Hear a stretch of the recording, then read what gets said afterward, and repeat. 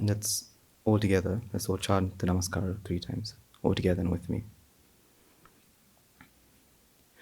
Namo tassa bhagavato arahato samma sambuddhassa. Namo tassa bhagavato arahato samma. Namo tassa bhagavato arahato samma sambuddhassa. With permission of the Noble Triple Gem.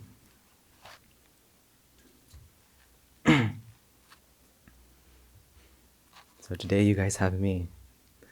Was it fortunately or unfortunately? We'll find out.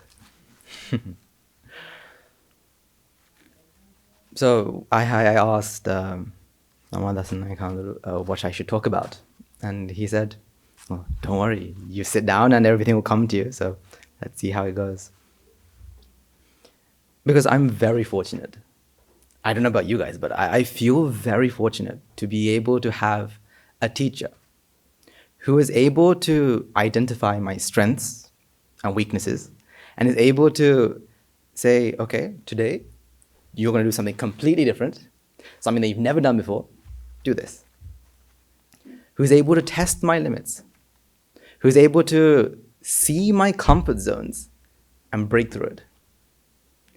And that is, I feel, yes, it's scary, trust me. But yeah, it's so fortunate. I feel so, you can say blessed to be able to have a teacher like this. And I think most of you, if not all of you, anyone here new? So almost all of you have a teacher. If not, no, all of you have a teacher. There is someone out there who is teaching you something. For me, I have almost 140. Oh, and before I forget, I also have to give you guys a message. Next week, there will not be a sermon because next week we have an ordination ceremony. So we have another, how many? 8? We have another 8 Anagarikas turning into monks, joining our ranks, joining our brotherhood, actually. And it'll be very exciting. So although the sermon's not going to be there, I highly invite you guys all to come. It is one of the most special times because it shows how much dedication we have towards the sasana. Okay, changing from white to robes may not seem like a big deal. And technically, because we all understand it's all the mind and whatnot, it isn't. But yet, it makes a massive change. Because we are able to understand and we are able to fully dedicate ourselves to 2 things. What are the 2 things? Number 1, the most important one. Oh, wait. No, they're both equally important. Number 1 is our salvation. It's only after we come out of the mud, out of this quicksand, are we able to help someone else. So number 1 is what? Our salvation. Number 2? Other salvation. Other salvation meaning not just the person next to you, not just the person on your left or right hand side. Salvation in general. Meaning, there's probably a person on the opposite side of the world. That one person. Our job is to help that person as well. Somehow. That may be us doing something for them. Or maybe just us thinking about them. You've all probably heard of the butterfly effect. Yeah, the chaos theory. They say when a butterfly flaps its wings in the Amazon rainforest, on the opposite side of the world there's a hurricane or tornado, depending where you are. Such a small thing can make a massive difference. And that's what matters. We have to dedicate ourselves, dedicate our lives for two things: our salvation and salvation of others. So again, that's why I am very fortunate to have such a great teacher, well, great teachers who are able to push me, who are able to judge whether I'm able to do something or not, and say if I'm not able to do something. They'll be there to save me. So this is why I am able to give my life in the hands of my teachers. I'm able to give my life into the hands of my teachers and let them model me how they want. I will just not break. I will be flexible. Let them model me, and you know how you make like ceramic, right? You've seen those tables, or those. Is there a name for those tables? Say again? The potter's wheel. Thank you. The potter's wheel. They put clay on the potter's wheel, and then they knead it, and they spin it, and they make it into glass vases, or ceramic vases, and all these amazing, beautiful creations. All because clay is flexible. Clay is moldable. You're able to mold it to the way we want, or the way the potter wants it. So all we have to do is stay flexible. Let the teacher do what he needs to do, what they need to do. And let your clay be in the hands of the potter. And beautiful creations will be created. When? When will it be created? When? Who cares? It will be created someday. Just give it to them. See, we have to be able to really think about this. How flexible am I? How comfortable am I in my comfort zone? Am I willing to come out? Because this is an issue that I see in myself, and I think you guys see in yours. We build this frame, and we say, this is what I like. This is what I want to do. And we stick to that. We stick to it, and we say, this is what I want. So, see, I get the board today. We have a frame, and we stick to it. We say, this is what I like. This is what I want. This is who I am. Basically, that's what a comfort zone is, right? This is who I am. And therefore, if I like, because most of you are anagarikas, silashravikas, you have, most of your life is pretty much dedicated to the monastery. So I won't use any crazy ideas, but say, for example, I am the one who sweeps. I'm a sweeper, right? And that's my comfort zone. So every Friday, I must sweep. Or, I can't preach. If someone gives me a question, what I have to do is go tell my teacher and go, my teacher knows better than me. Go. Yeah, we don't do that, do we? Because that's now what? That's our comfort zone as well. We think this is who I am. This is what I can do. This is my limits. The thing is, it's not that the comfort zone is like a border. It's more like it's zones, or it's not that it's like a border, it's not an on-off situation where you are inside the comfort zone or you are outside the comfort zone. It's more that it's like zone-like. So, because there are things that we're okay to do. So if someone came and said, okay, today, instead of going for pindapata, right, going and serving your alms, today you're going to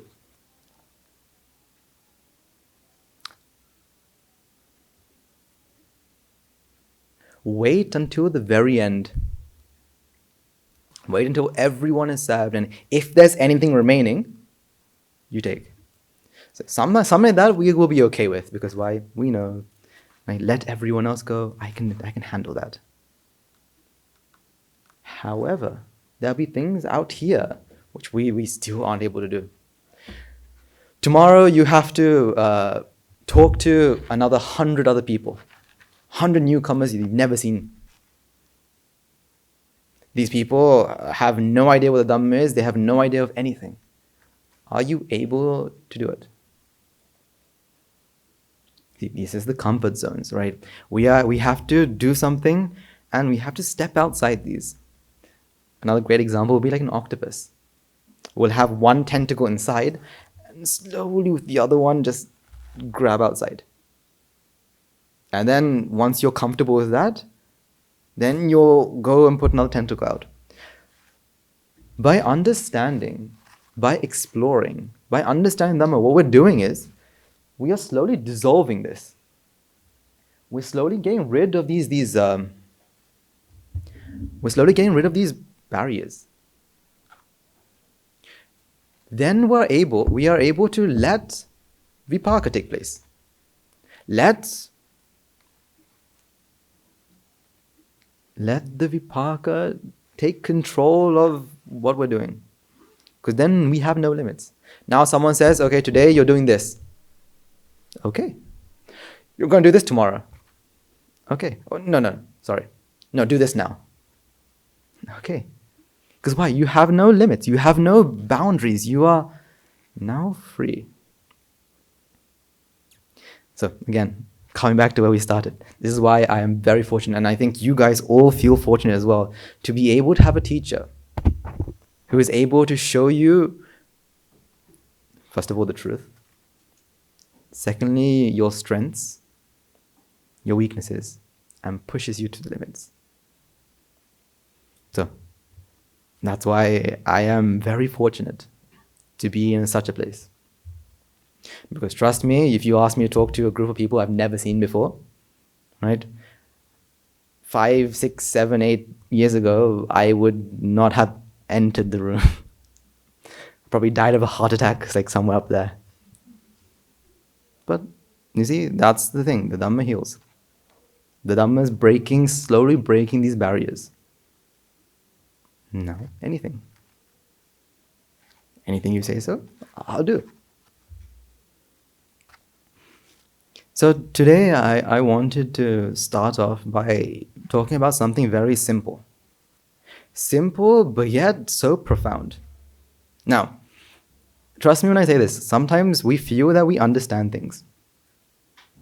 But when you really think about it, to what limit do we understand? There's an extent. We understand to a certain extent. And I want to start off with something simple, and we'll see how far this goes. Now, there is a common phrase in our monastery, right? Wherever you are, there's a common phrase, and that is, what you give is what you get. And trust me, we've heard this over and over again, like a broken record, right? What you give is what you get. What you give is what you get. And we feel that we understand that. Sure, if I give, say, a sweet to this person, I'm going to get a sweet back. Or if I help a person, I'm going to get something back. But to what extent do we truly internalize this idea? Because, so, simply put, what you give is what you get. Okay, let's ask the crowd. Give me an example. Example of what you give is what you get. Anyone willing to give an example? Yeah? No one? No? Okay, I'll start off then. Okay.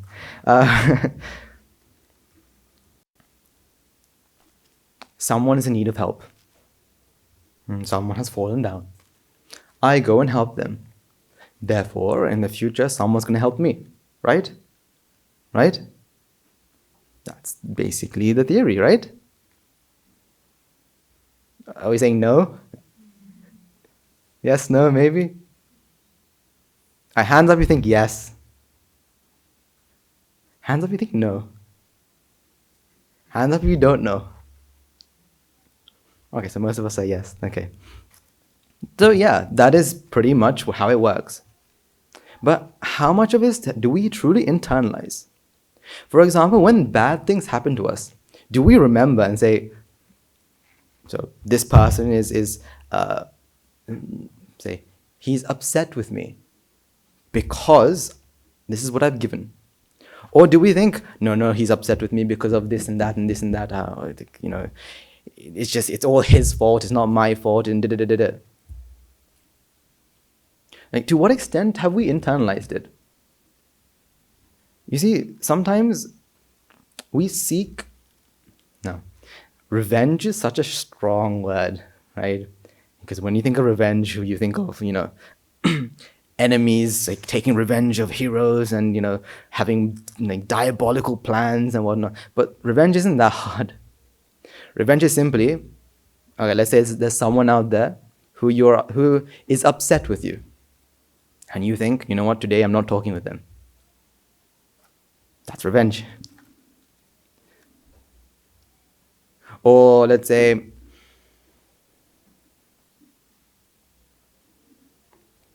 you see, say, there is someone there that has said something about you that you don't really like, has given you some advice, but you don't really like it. So, for example, they say, they're very nice. So they go, "Excuse me, yesterday I saw you do something, and I thought that what you did was wrong." And you thought, no, what I did was right at that moment because of this and that and this and that. And so you don't feel like that was okay. And therefore you have this small...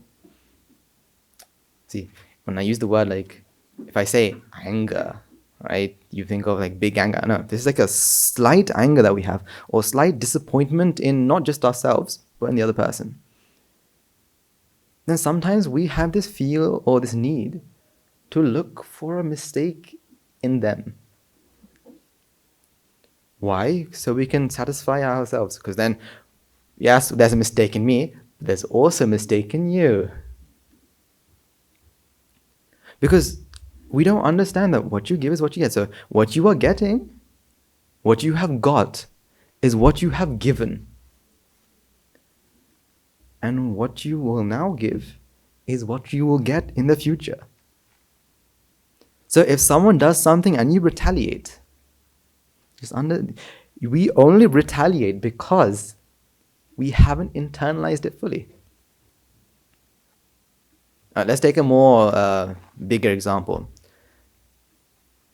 Let's take a bigger example. So let's say someone shouts at you and you shout back. You will only shout back because you don't realize that that person is giving what you have done in the past. Instead, you think that they did something, I have to give back. So now you are the executioner, when actually nature should be the executioner.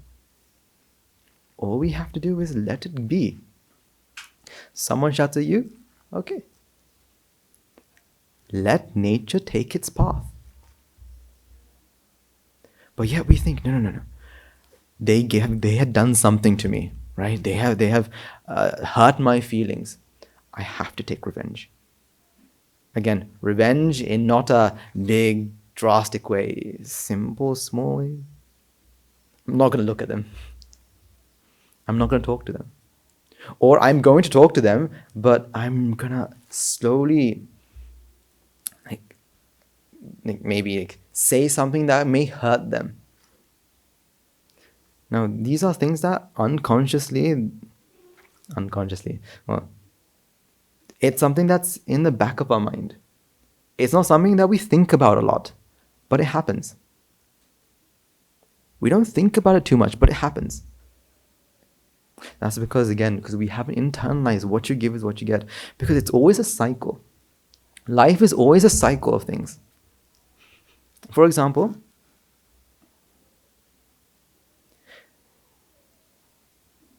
so the other day, I was thinking about habits, right? We all have habits, some sort of habits. Good or bad, we have habits. And it's very interesting because why do habits happen? Why do habits happen? Because, that's how it is, right? We are habitual creatures, and therefore we do things, and we have, and habitually we react to it. See, habits are a great way to prove anicca. Is it not? For example, because now when I say habits, pretty much all of our actions, or all of us have habits. For example, how you wake up in the morning. Some of us have alarm clocks and we press the snooze, simply. That's out of habit. Some of us, I've known a lot of people who, if you tap them, they spring up. Like literally, they're spring loaded. They spring up and they're ready to do whatever they want. Some habitually are very lazy and they just, give me another 5 minutes. I'll wake up in 5 minutes. Now, this is also a habit. Habit is affected by, yes, our ignorance, yes, our attachment.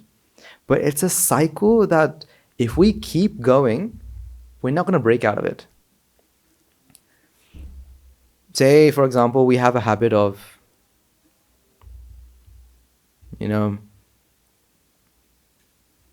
whenever we see food, we're going to eat it, right? Like, the first thing when you get served food, you think is, what, I'm going to eat this first.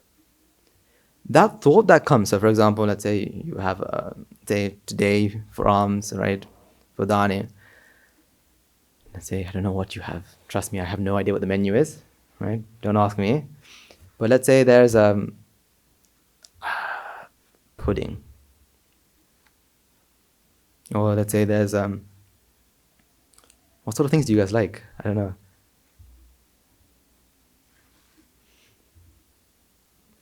Say you like carrots, simply put, carrots, right?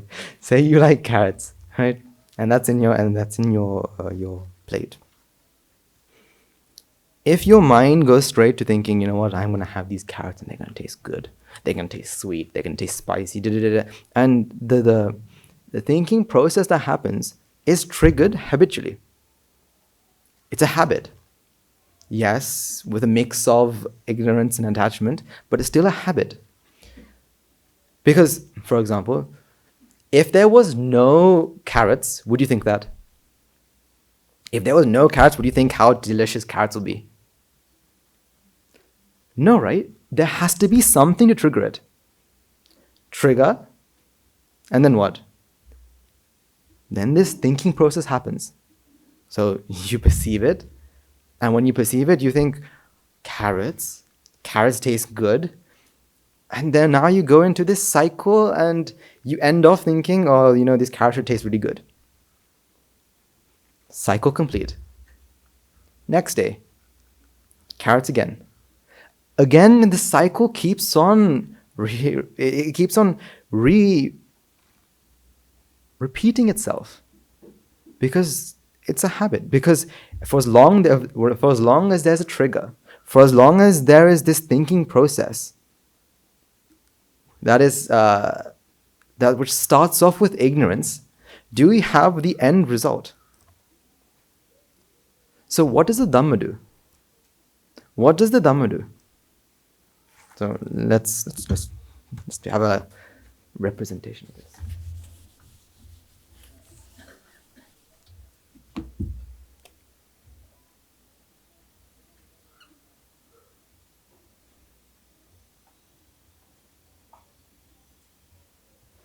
Trigger or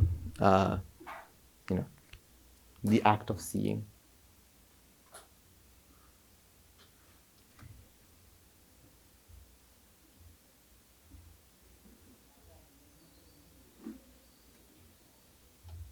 And then after the trigger, we have almost a set of views or a set of views that also help, which is also a cause of this cycle. Views, and then we have the thought/behavior.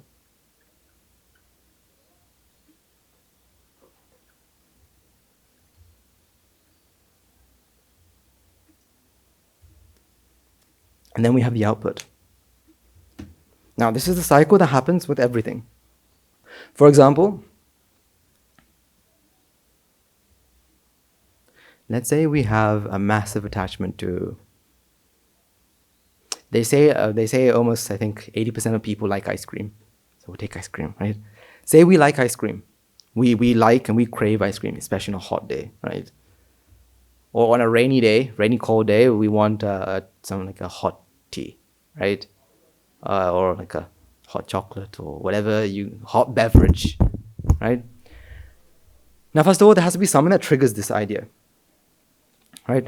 So, for example, when it rains, that's a trigger. Or when it's cold, that's a trigger. When, let's say it's ice cream, when it's really hot. When you hear the ice cream truck, that again is a trigger. That triggers this thought process. So you get a trigger. So this is the process of seeing, this is the process of hearing, smelling, tasting, touching.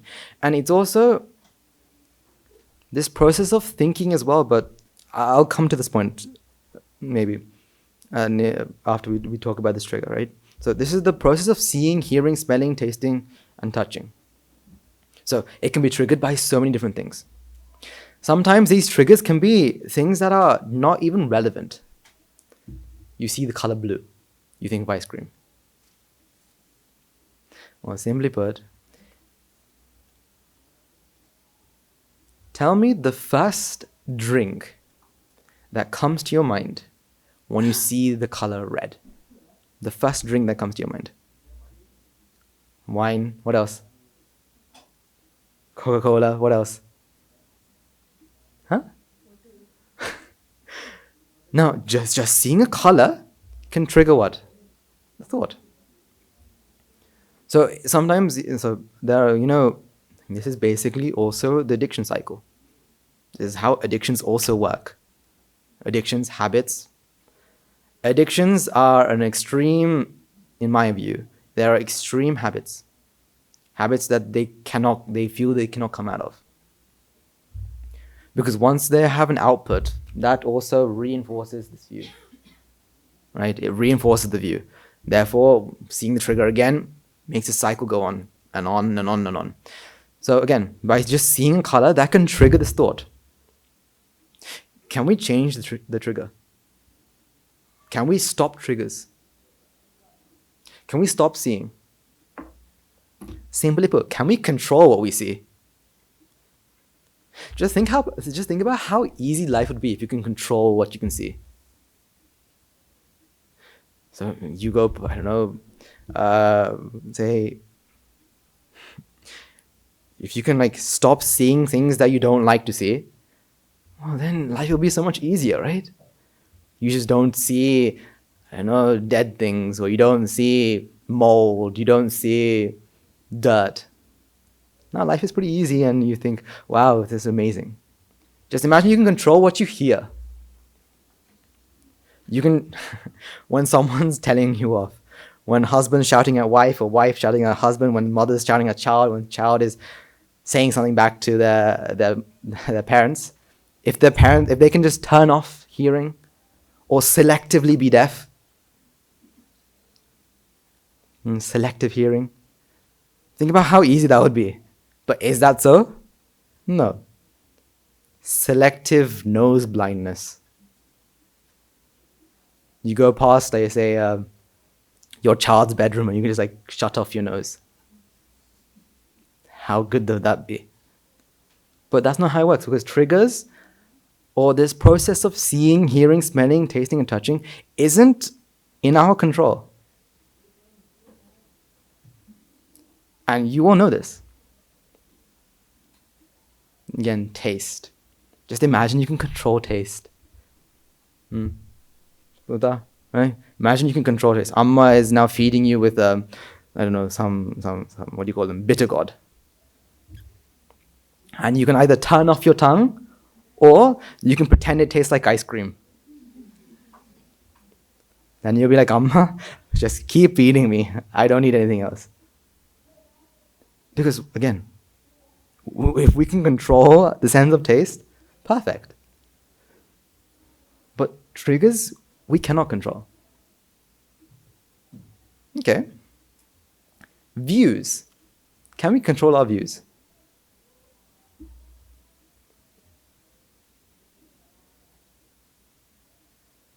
Can we? Okay.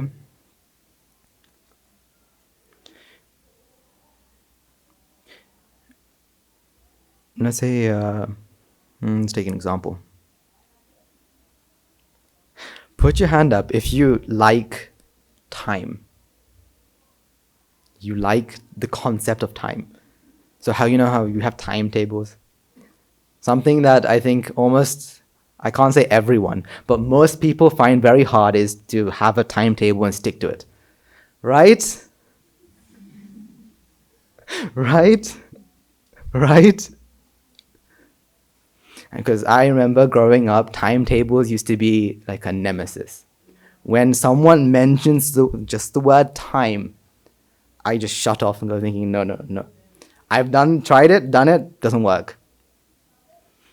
So, do we like the concept of time or time boxing? Normally we don't. Not because of anything but a view that we hold. Not because of anything but a view that we hold. We hold the view that time, I want to do this for an hour, but my timetable says only half an hour. I'm only given an hour to watch whatever I want to watch, but TV shows these days are like 1.5 hours. Also, movies are 1.5 hours. So I can't watch it anymore. Because this is just a view that we hold. This is a view that we have. Okay, now change it. Change it so you like time. Or let's say we don't like bitter God. Buddha doesn't like bitter God, right? We don't like bitter God. Change it so we do. So now we think it's really good. Can we? Well, we could. How? Bitter God is very, very healthy, high in iron. I need lots of iron in my body. But what am I doing here? Am I changing that view or adding new ones?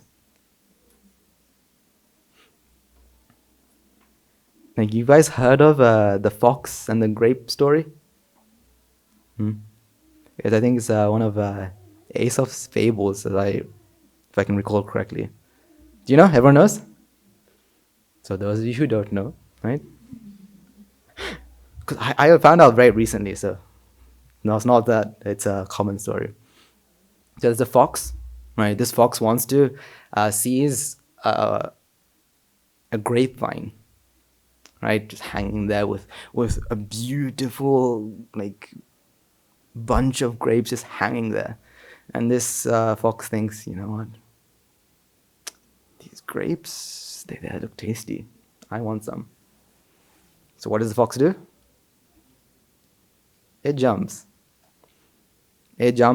First time, misses. Second time, misses. Third time, misses. So what view does it have? That those grapes. Those grapes are very, very tasty. So I must have it. Jumps and jumps and jumps and jumps and jumps, and then thinks, you know what? Those grapes are probably sour. Those grapes are sour. I can't eat sour grapes, so that's why I stopped. Because these grapes are sour, not because I can't jump. Because again, what did the fox do? Added this new view. Doesn't change a view. Can only add a view because of what? Because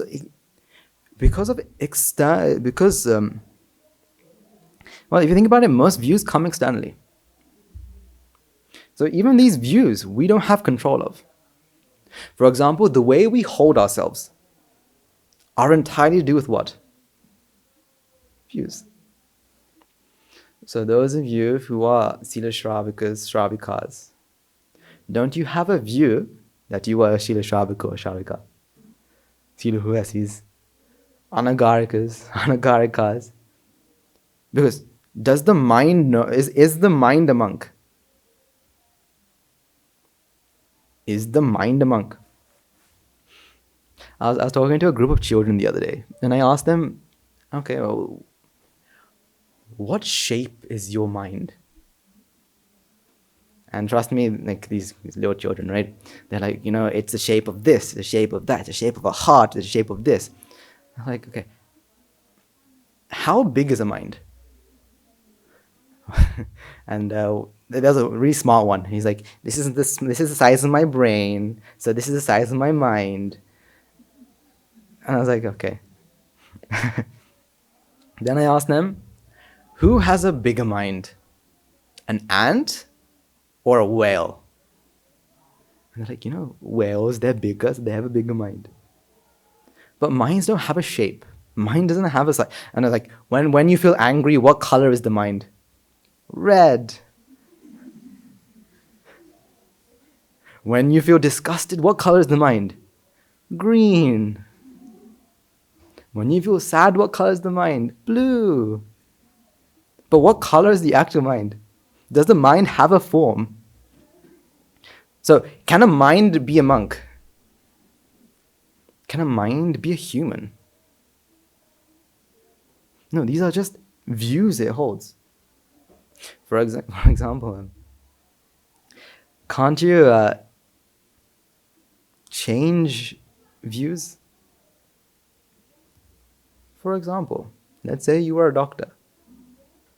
You are one of the most greatest doctors known to mankind. Someone comes up and takes your certificate and says, this is fake. Now, from now onwards, are you a doctor? No, because again, being a doctor is what? A view. Another great example would be money. How much money do you own? How much money does the mind have? Oh, forget the mind. How much money do you own?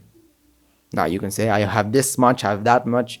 But really, you only know how much money you have once you go and you purchase. Because otherwise, you have no idea. They say you have, say, millions in the bank, but you only know that once you buy something and you are able to buy it. If not, well, who knows? You may have 1 million, you may have 2 million, you may have 0, but you don't know. Again, because that's, again, a view you hold. You can change that very easily. And then you have a thought and behavior. Can you control all thoughts and behaviors? Can you control all thoughts and behaviors? Yes, right? If I show you this pen, you can choose whether to write or not to write. Right? Right? We feel that we can. But can we? Because these are things that happen in our lives that we don't really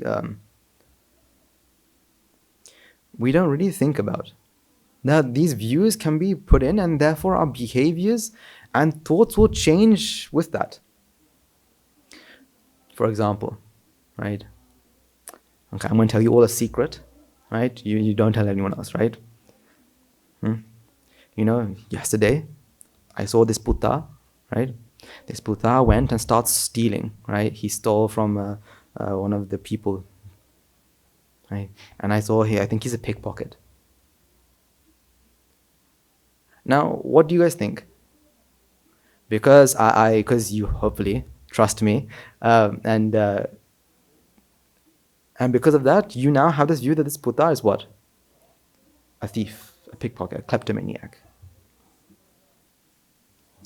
Now let's say you see this Buddha and he takes out his wallet and he has, say, a lot of money in his wallet. What do you think? That it is just all stolen. No, I can't look at that. No, that's stolen money. He could work day in, day out, right? Earning so much pocket money by doing all of his chores. But yet you think it's stolen. Why do you think it's stolen? Did you choose to think it's stolen? No, because of the views that you hold. Let's say he bumps into someone. You see him walk and bump into someone. Now what do you think? Aha, he stole. He's stealing there. But it could have been a complete accident, but you think now what? He stole. Again, this is not because you choose to. Is it your fault that you think he's a thief? Is it your fault that you think he's a thief? No. Because of the views that you have been given. Is it my fault then? No, because why? I said what I saw. And what I thought. You guys changed your views accordingly. That's not my fault, is it? Can you blame me for that? Is it my fault? If it is my fault, I apologize. But is it? No. Again, because this cycle isn't... Right. Thoughts and behaviors. Let's take another thought.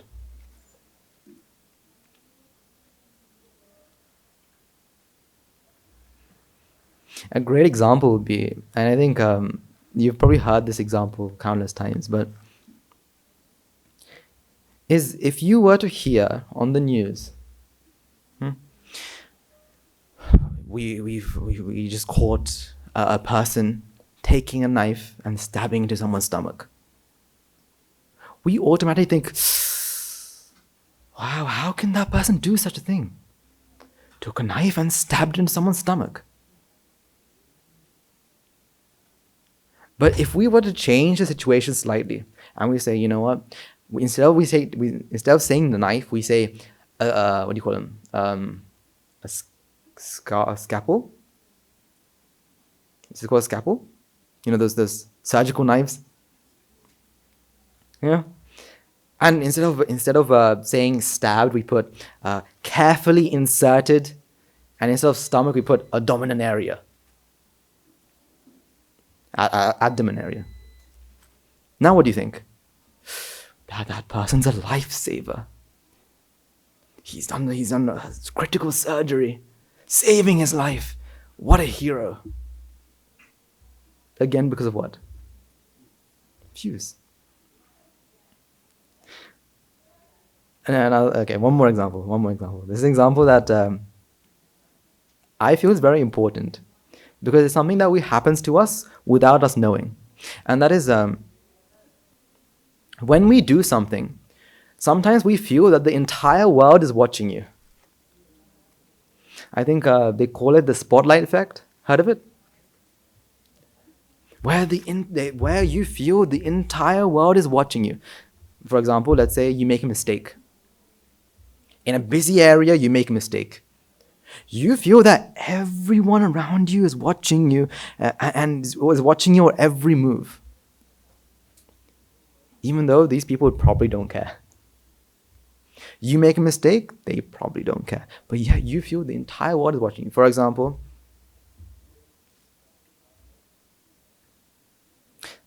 let's take an example. Let's say I make a massive mistake. Right? Let's say instead of saying this world is anicca, I say this world is nicca. And I find out, I said that? That can't be. And now I'm very aware that everyone's watching me. And now I'm going to become scared. Because why? I think what? I made a mistake. Now everyone's watching me. But honestly, these can fall over deaf ears. Because everyone knows people make mistakes. Anyone here that's never made a mistake in their life? No, but yeah, because of this view that we hold that, people are watching me. Now we act differently. So thoughts, behaviors, and then we have the output. The output is meaning the whole output of everything. Depending on the output, your views can be strengthened. For example, let's say you...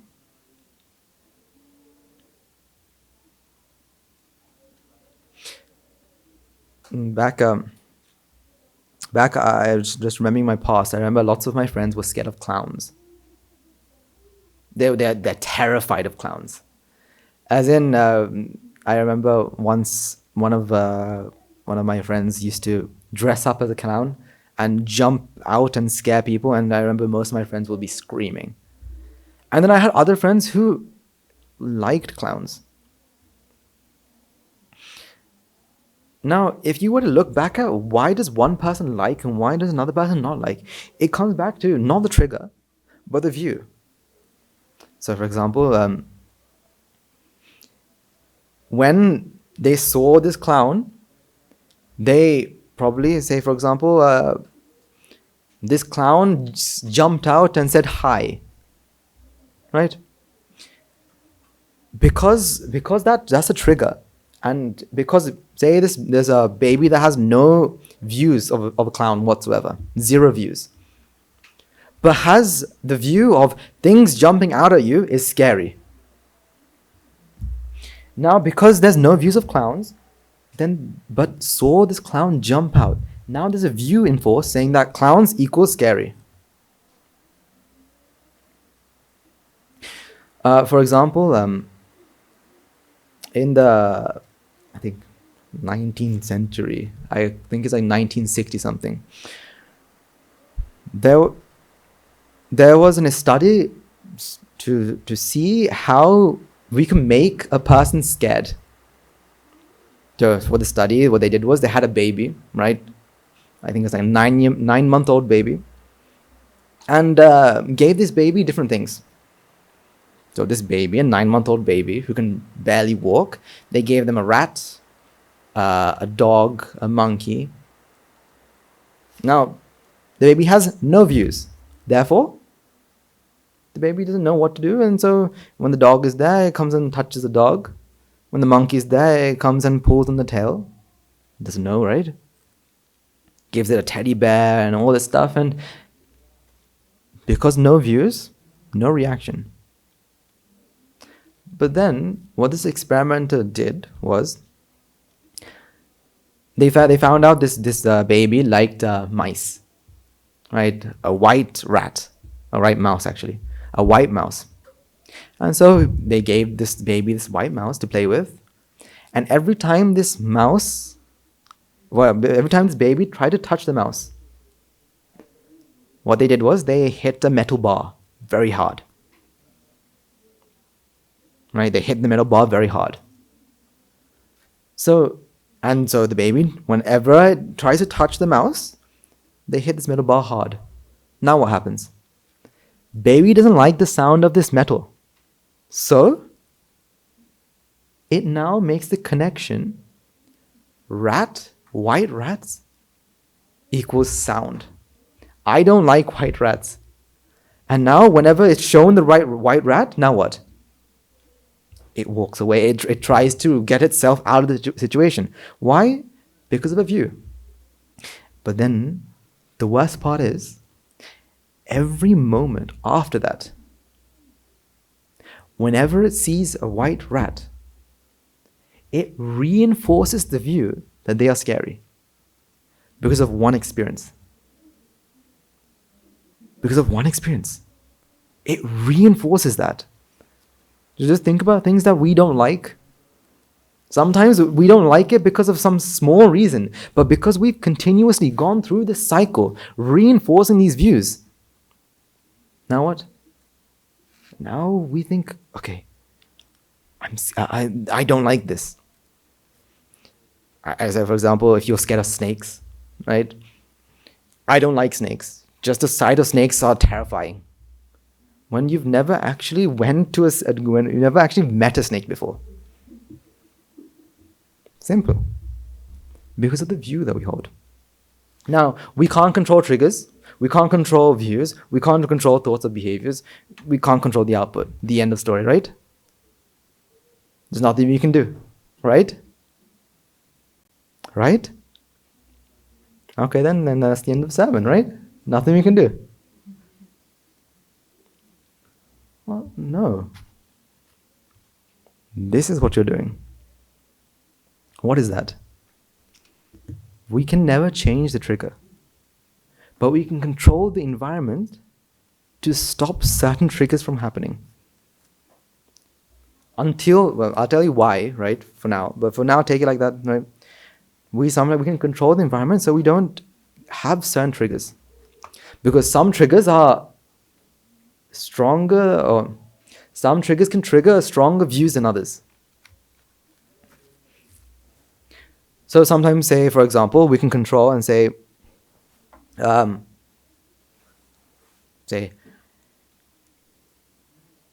I will hide the TV remote.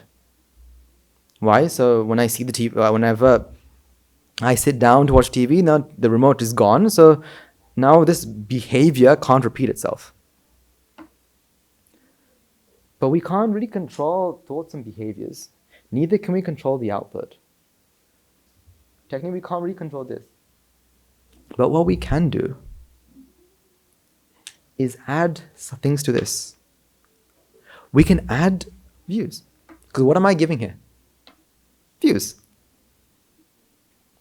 See, this is why no one should be scared of preaching the Dhamma to anyone else.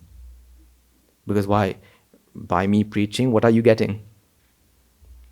Am I forcing you to understand what I'm telling you?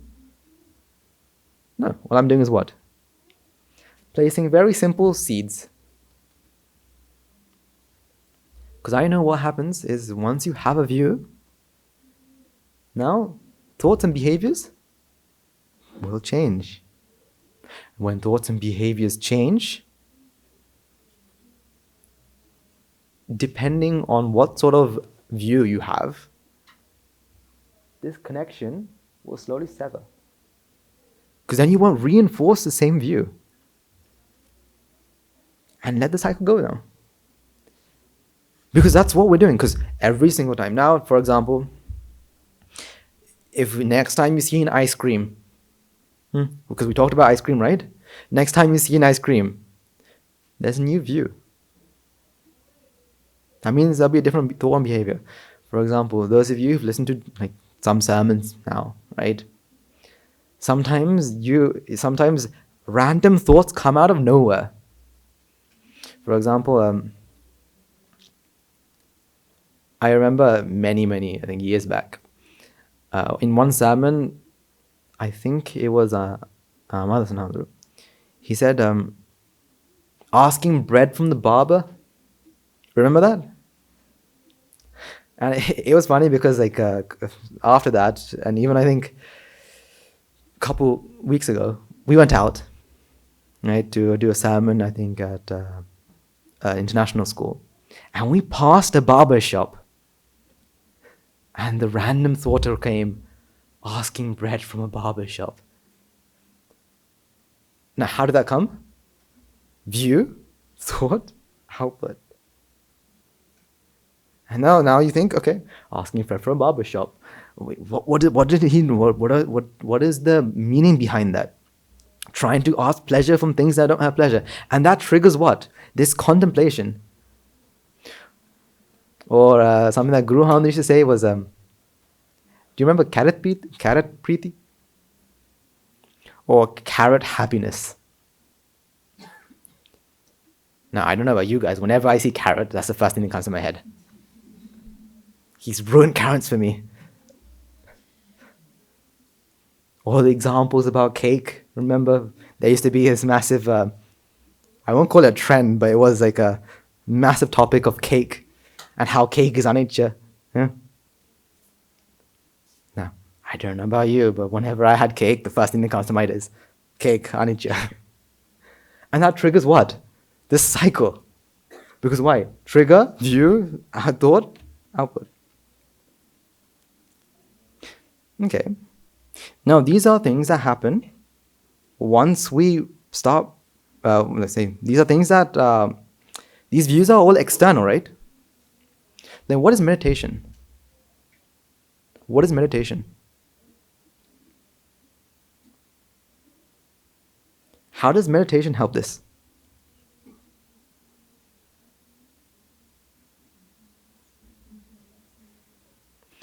So the views that we have, so for example, the views, say, simply of, say, cause and effect. Yes, we've heard cause and effect, right? I mean, yes, everything is causes come together, it gives an effect. But how much of that have we internalized? How much of that do we truly understand? Meditation does two things. Meditation, number one, goes and takes views. So, again, there's triggers to meditation as well. Is there not? There's things that trigger meditation. For example, let's say maybe before let me take an example, right? Sometimes if you continuously do a certain action at a certain area, whenever you enter the area, that thought process happens. Like if you remember, I think Guru Hamdru had also talked about spiritual postures. So for example, I remember, I think it was again Amada Sunahundru who said that there used to be a road that went from his kuti to, I think, the Sanghavasa, right? And he used to say that every single day, whenever he got onto the road, he would start practicing Aramaitri. You start practicing Aramaitri. So what happened is, now, after some time, all he has to do is just put a foot onto the road. Then what happens? Does he force himself to think about it? No, because why? It's all cause and effect. So even meditation has its triggers. For example, sometimes your teachers may say, contemplate about the things that you did yesterday, right? Places that you may have lost, right? Your battle. Just think about those areas, right? Think about how you should have contemplated. Now that is a trigger that makes your meditation cycles run. Now you have a trigger, now you contemplate, and now you're strengthening this view. So whenever you get to a situation like that again, now you know how to act. Now you have a different output. So what is meditation? Meditation is also the strengthening of views, and also inputting your own views. So this cycle proves to us that our own mind is not in our physical control. We can't control the mind. Because why? These are all what? Cause and effect. Which is basically what? Anicca. But yeah, we think, well, I can control whether I'm going to write with this pen. I can control whether I'm not going to write with this pen. Can you? If I gave you this pen and I said, look, if I gave you this pen, I said, write with this pen. No, you can think that you can choose. But can you? According to your views, an output will happen. According to the views that you hold, the output will happen. So what we have to do is we have to truly put this into practice. We need to put it into practice, meaning that we have to see this in your lives. Observe. Something that I've learned, right, through my years of practice is the power of observation. Of just observing. Doing nothing else but just observing. Observing in the sense that you look at what's happening around you. And try to see. So something that I find really interesting is to understand why people do what they do. Why did they do what they do? And how I can influence it. For example, if you were just to observe people's behavior, you are able to understand that their mind is all cause and effect. Do you not realize how one thought is connected to another? Do you know how sometimes, right, especially when you're left alone with your thoughts, it goes from one thing to another, to another, to another, and sometimes you end off with something completely random. I know, you think about the moon and how big the moon is, for example. Now that seems really random, right? Like, how did that come? But when you trace the steps back, you realize that this came from a different thought. This came from a different thought. This came from a different thought. That all of these thoughts are connected to one another. Because why? One thought triggers the other thought, triggers the other thought, triggers the other thought. Because if I asked you, define random. Define random. How would you define random? Something that pops out of nowhere. What else?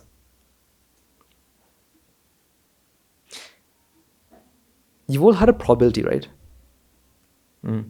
If I had a coin and I flipped the coin, if it's a non-biased or unbiased coin, it's simple maths, don't worry. What is the probability that it'll land heads? What? 50%, right? See, the concept of random is very interesting because you say, okay, if I flip the coin, there's a 50% chance it's going to land heads. There's a 50% chance it's going to land tails. Right? And you say, okay, then it's a 50-50 chance. So we say it's a very fair flip.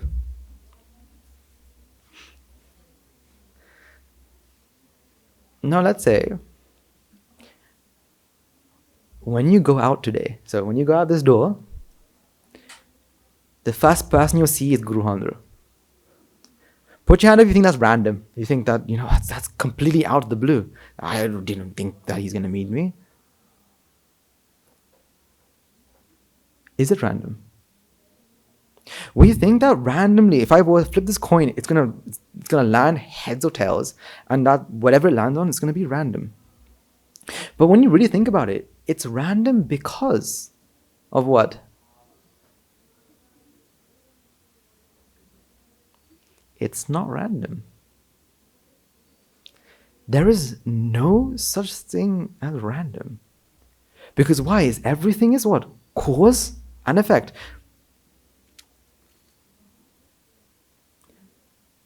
The reason why we say things are random is because if there's one option, is it random? No, right? But if there's two options, then we can say, okay, it's slight random. But if there's like hundreds of options, hundreds of the probability of something happening is 0.00001%, we say that's completely random, right? So for example, you flip the coin and it doesn't land heads or tails, but lands on the edge. And you think, whoa, that's impossible. How did that happen, right? And you say that's completely random. But what is random? Everything outside, absolutely everything is what? Cause and effect. When the causes line up, you have the effect. When the causes line up, we have the effect. So whether it lands head or tails, it's all cause and effect. Now here's the question. Is it predetermined? So before I flip the coin, is it already written in the stars that it's going to land heads? No? But if it's all cause and effect, that means if I flip the coin, they should know that it's going to land heads, right? Right? No. Cause and effect doesn't mean... If I ask you this, is the factory that made this a cause at this moment? Is the factory that made this eraser a cause for this moment? Is it? Some say yes, some say no. It isn't. Because if the factory was a cause, that means the factory should be able to determine what happens to this. The factory is not a cause. Instead, all the factory did was what? Just supplied the causes together. So at this moment, the causes to give this effect is what? Is the factory one of the causes? No. The causes that are the causes at this moment. So the next moment, is it the exact same causes? So if I was to flip a coin, is it written in the stars? Is it fate? But it was fate that we came here, right? It is fate that we got the Dhamma, right? It was complete. I got the Dhamma very randomly, right? The other day I was talking to one of our monks, and he was telling me that the way he got the Dhamma, and trust me, it sounds completely out of the blue. So he was telling me that he had, I think, either himself or one of his friends had a car rental service, right? And when he received the car back and he got into the car, he looked into the cubby hole and found a CD. He puts a CD into the CD player and he starts listening, and it was a sermon. He listened to a sermon and he realizes that, what am I doing with my life? That was his brother. So him receiving the CD seems complete random, right? He could have gone to any other car, and that could have been any other CD. Do all CDs have sermons on them? No, we know that most CDs have films and songs, and especially in cars, right? Songs and whatnot, right? But it was a sermon. And he decided to put that CD in. Normally, if you find a random CD on the road, do we put it into like a CD player? No. Like, who owns a CD players? Who owns CD players nowadays? Very rare. Right?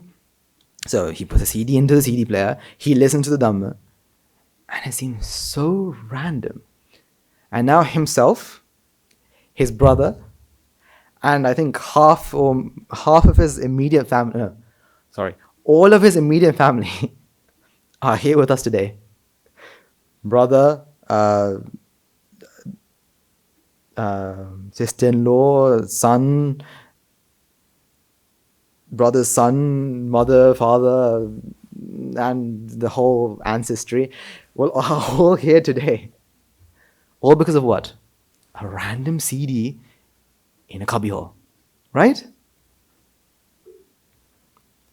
What is random? Random is all cause and effect. The causes had lined up in such a way that it got this effect. So the things that happen, is it random? So for example, is it random that I got this sermon today? Yes, right? Yeah, it was completely random. I was told last night and I was like, no, it wasn't random. Causes had a line in such a way that we got this. And it depends on various factors. Because why? Cause and effect happens at this moment. The causes at this moment give rise to this effect. Not that there's this bunch of causes in the past that came together to give in another 3 years this effect. So each and every one of you here today are here because of what? Causes. Causes came together to give rise to this effect. And this effect is what gives rise, is another cause for the next effect. Is another cause for the next effect. Because, for example, do you think I planned all this?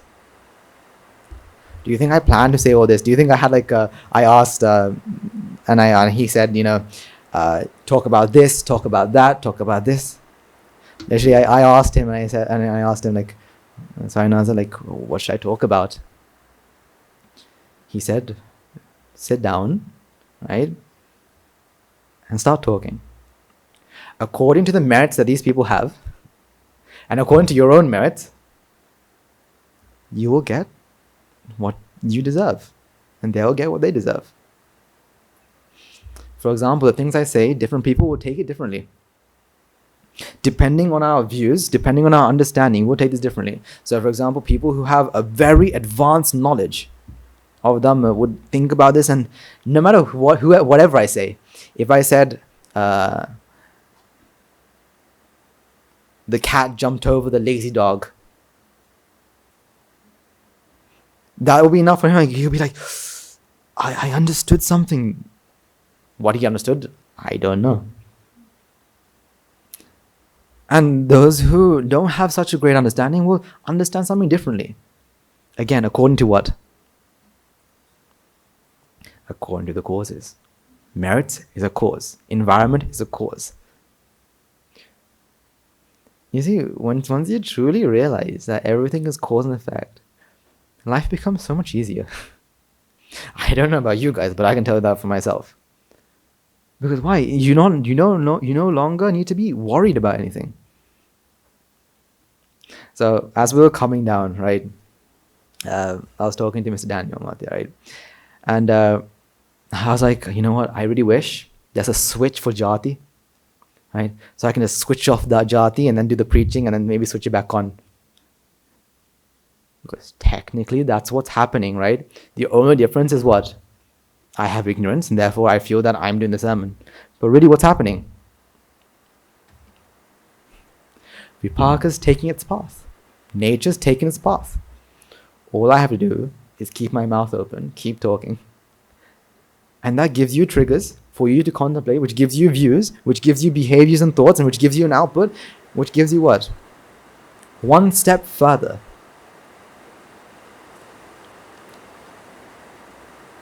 So we have to be really grateful about what we have now and what we have experienced in the past. Because it's these stuff that gives us who we are today. Because there are many, many things that we may think that, why did I do such a thing? Why did I think such a way? But the reason why that happened was to give this effect today. The effect tomorrow. The effect in the far future.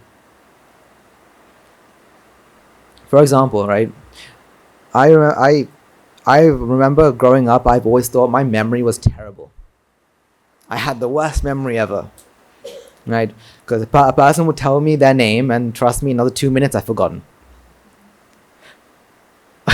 To this day, I don't think I still remember my parents' birthdays. But luckily we have we used to have you can put them on the calendar, so you got a notification when their birthday's coming up. But I couldn't remember their birthday, and I thought, you know what, my memory is terrible.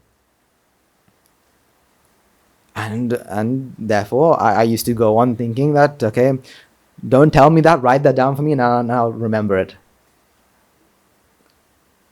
But if you really think about it, using cause and effect, now I don't need to stress about it. Because why? Because memory is what? Cause and effect. When the causes come together, do you have the effect? For example, something that's happened to me a lot of the time is like you have something very important to do, right? Very important to do. And you have that in your head, and you're thinking, okay, I'm going to do this, I'm going to do that, I'm going to do this, I'm going to do that. And someone comes to talk to you. And after the conversation, you have forgotten everything. You think, what am I doing here? Like, what am I supposed to do? I can't remember. Or you go to the toilet and you come out and you can't remember what you were supposed to do before. Now, you can say that's because my memory, I'm losing my memory, and these are all excuses, trust me. Yes, there is a physical aspect, right? But most of it is mental. Because what is memory? Memory is, you have an input, right? You put it through your mind. Some of it sticks, some of it doesn't stick, and then you have an output. Input, process, output, the mind's job. Like, for example, something that I'm still in the process of doing, and I someday I'll complete it, is memorizing the Dhammapada. Yeah, everyone here probably knows. It's something that I've used as an excuse. I'm like, my memory is terrible. Can't remember. It's Pali. If it was English, probably I could memorize it. And these are all excuses that the mind makes because, honestly, it wasn't something that I wanted to do. But when you think about it, what is memory? Cause and effect. All I have to do is put these stanzas through my mind. Some of them will stick, some of them won't stick. But if it doesn't stick, put it through your mind again. But if I was to say, you know what, I have to memorize the Dhammapada. I have to remember all these stanzas. There are 26 Vaggas, right? Right? Good. There's 26 Vaggas. If I have to remember all 26 Vaggas by the end of this year, right? And I'm forcing myself to memorize it. Now there's a pressure build because why? Now if I don't remember a Gatha, now what? Now I have to do this all again. Okay, back to the third Vagga it is. Right? Back to the third chapter it is. And now you're studying again and you've forgotten the first chapter. But if you were to understand it's all cause and effect, all you do is you just let it go. Not let it go, let it be. We wish we could let it go. You just let it be. Now you just put the Gatha through the mind. If it remembers, great. If it doesn't, well, try again. And something else like, how this is very, these examples are very practical examples for me, at least. I don't know about you guys, but these are stuff that I have to do. And this is how I have applied the cause and effect in a very superficial level to help me with my day-to-day life, to make it easier. For example, sometimes we're given responsibilities in jobs, right? And sometimes it is overwhelming because let's say you have so much to do in so little time, and sometimes you think, I have to do all of this in a day and I can't do that. But what we have to realize is we do the maximum that we can do. Can we do anything else? Can we give our 125%? No. All we can do is give our 100%. I was talking to some children some day ago, and they were, so it's exam season, right? I think it still is. But they're studying for exams, and they're telling me, so I'm so stressed, right? I've got all these tests to do, and I can't do all of it. I'm not getting the marks I want to, and the constant whining after whining after whining. And all I say is, okay, you do what you can. You revise, you sit down, right, and you do the paper. Depending on the causes, you will get the effect. All you have to do is you have to remember that you gave your 100% effort. Because if you just gave 90% of your effort, right, just 90%, can you go back and say, you know what, I'm going to give the 10% later? I don't know, none of us have ever invented time traveling, and I don't think it will ever happen. But you can't go back. So if you gave it your 100%, then you're going to get what you deserve. There's no point in stressing about it. The same with some people come up and say, you know what, my boss has told me this, told me to do this, and told me to do this, and it's so much work and I can't do it. Again, what you say is, the only thing you can do is give it your 100% effort. You can only do one thing at one time. I don't know, can anyone here multitask? Yes, of course, I multitask by calling and driving the car, right? That's multitasking. Well, actually, when you're calling, when you're driving. Now, because some of us are more used to switching between these two, it's easier. But I remember I had, I think, an uncle or an aunt who found it very hard to pick up the phone and drive, because you can't pick up the phone, right? But and so she would park the car, have the phone call, and then go and drive. Again, it's all cause and effect. See, it becomes so much easier when you realize that, you know what, everything is cause and effect. Because all I have to do is put in what? The causes. So attaining Nibbána, what's the difference? What's the difference? All I have to do is what? Put in the Causes. Put in the relevant causes. Okay, what are the causes for Nibbána? You guys tell me. What are the causes for Nibbána?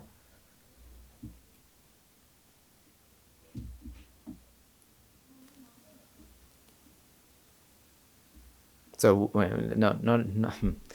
What are the causes for you to attain Nibbána? Huh? Merits?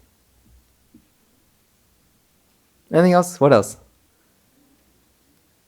Is it like no merit? Huh? Say again? Understanding of Dhamma. How do you get the understanding of Dhamma?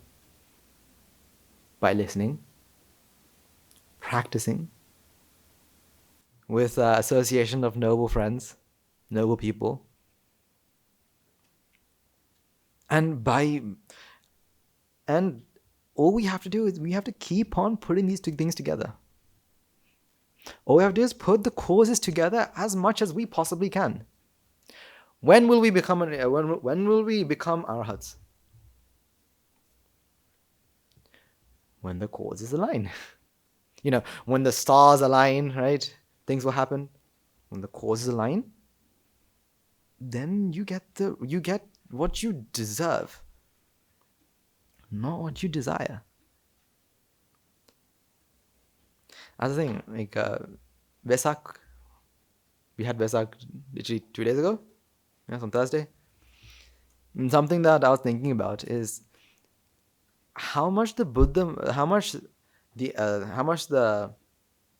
Bodhisattva or the Buddha aspirant had to deserve to become the Buddha. How many lives he had to pass for him to deserve to become the Buddha. How much did he have to do? So much. Because why? He did all the causes. And just under the Bodhi tree, what did he do? Did he do a lot?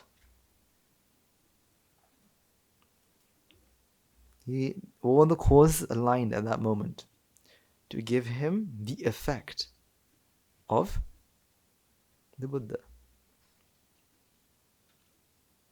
So what do we have to do? If we're trying to be the sons and daughters of the Buddha, right? What do we have to do? Put all the causes together. Merits, practicing the path, listening to sermons, applying. It seems like, there's nothing to do, right? It's very little to do. All I have to do is just these things, these 5 things that we have to do. And it's not that it's little. Doing a lot, you're actually doing so much without you knowing. Just think about it, right? How often do you think you're able to practice the Dhamma? How often do you think you've been able to do it throughout your samsara? Probably it's like a fraction. If we took the entire samsara to be 24 hours, you being able to understand and apply the Dhamma is like, I don't know, how do you put it? Like, not even a fraction of a second, but like a fraction of a fraction of a fraction of a fraction of a fraction of a second. You blink and it's gone. Because what you're doing is something so deep and so profound that sometimes it feels so simple. Like, for example, when we think about cause and effect, sometimes it seems so easy until you listen to the next sermon. Right? Sometimes you think the cause and effect is so easy, so simple, until you listen to the next sermon. You're like, now you understand a bit more and then you think that you've understood cause and effect completely until you listen to the next sermon. And sermon after sermon after sermon. And therefore, that's the thing, it's a very gradual process. All we have to do is put the cause together. Now, this is the thing, right? This is when it's very dangerous as well. Why? Because all you have to do is put the cause together. Okay, then that means there's no rush, right? Sit back, relax, Right? When I listen to the sermon, I'll listen to the sermon. When I practice the path, I'll practice the path. So I have to do nothing, right? It's a very laid-back job, right? No, we have to, even though it's all cause and effect, we have to put the cause together. We have to change the triggers. We have to change the views. So, for example, see, you have to be very, you have to challenge yourself. That's the thing. You have to challenge yourself. You have to put yourself to the test. How? For example, you say, okay, every time before I have the meal, I will actually take 2 minutes before every meal to contemplate, what am I doing? What am I going to do? Now the meal is a trigger. So you receive the meal and now you're thinking for 2 minutes, okay, what am I going to do? What is happening here? What is going to happen? See, now you're changing the trigger, but you're going to have to enforce that on yourself. You have to put effort into this. Yes, it's a very laid back, Nibbána will happen. But Nibbána will happen.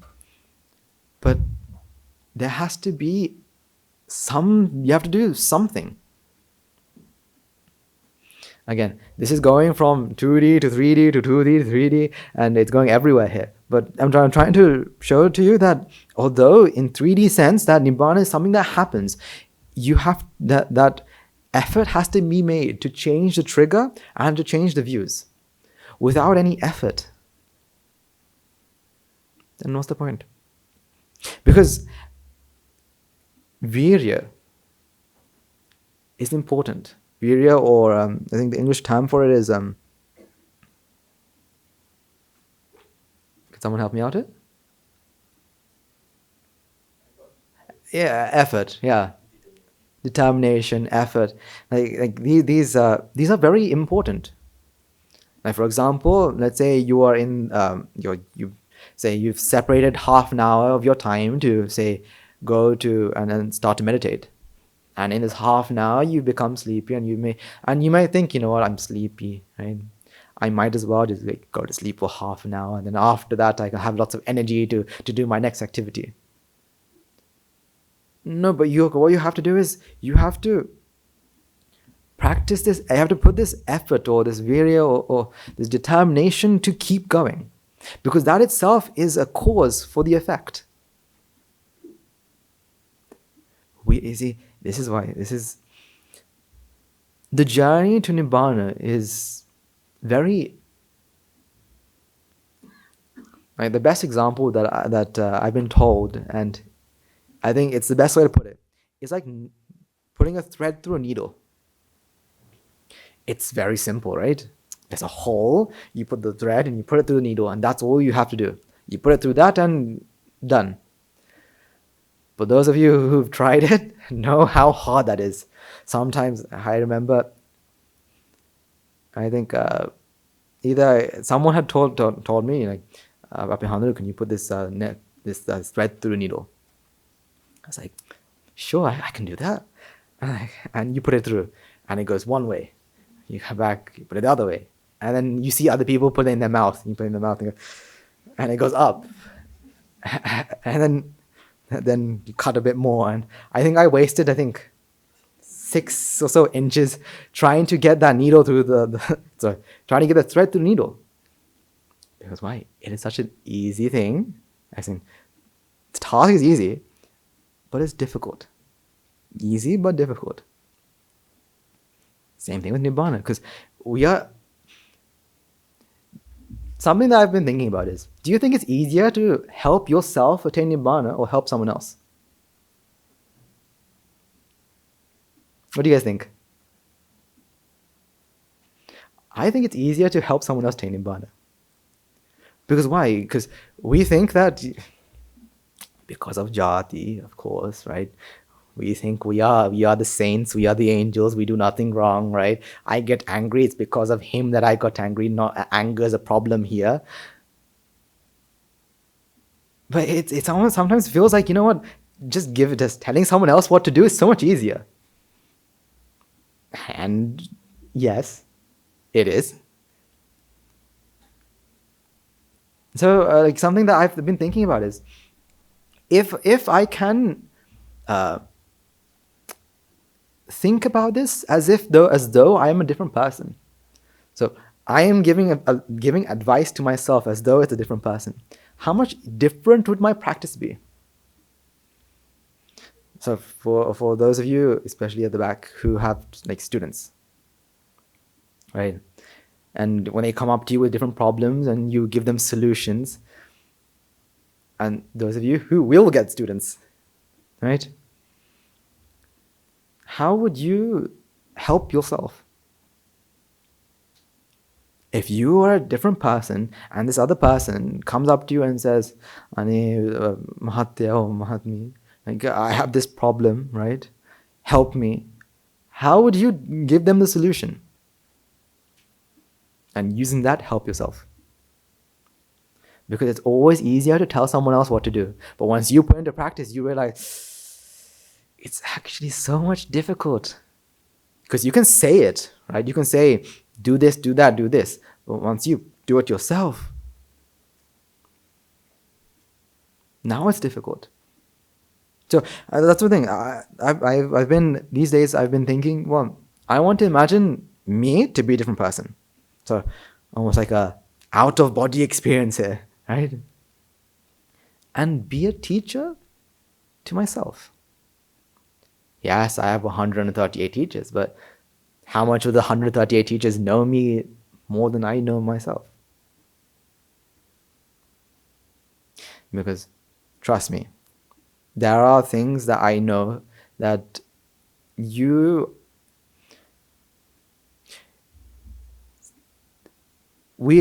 are very open people. Most of you, I think, if not all of you, are very open. Open meaning open to new ideas, and open meaning if you need help, you go and ask for help. But how many of us are 100% open? Meaning, if you feel like any sort of problem, are we going to go to our teacher and say, you know what, sorry, no, I had this problem, had that problem? Sometimes we feel the need to hide them. Now, yes, that's wrong. But if that happens, what should we do? Be a teacher to ourselves. Because we know ourselves better than anyone else knows about us. We know ourselves better than everyone else. I don't know, do you know your son better than yourself? We think we do, right? Do we know our daughters better than we know ourselves? We think we do, but we don't. We know ourselves. We know our strengths and our weaknesses. We know what places that we will not be able to handle, and places that we know we can handle. So being a teacher to yourself is actually, you see, it's like having the most obedient student as a student.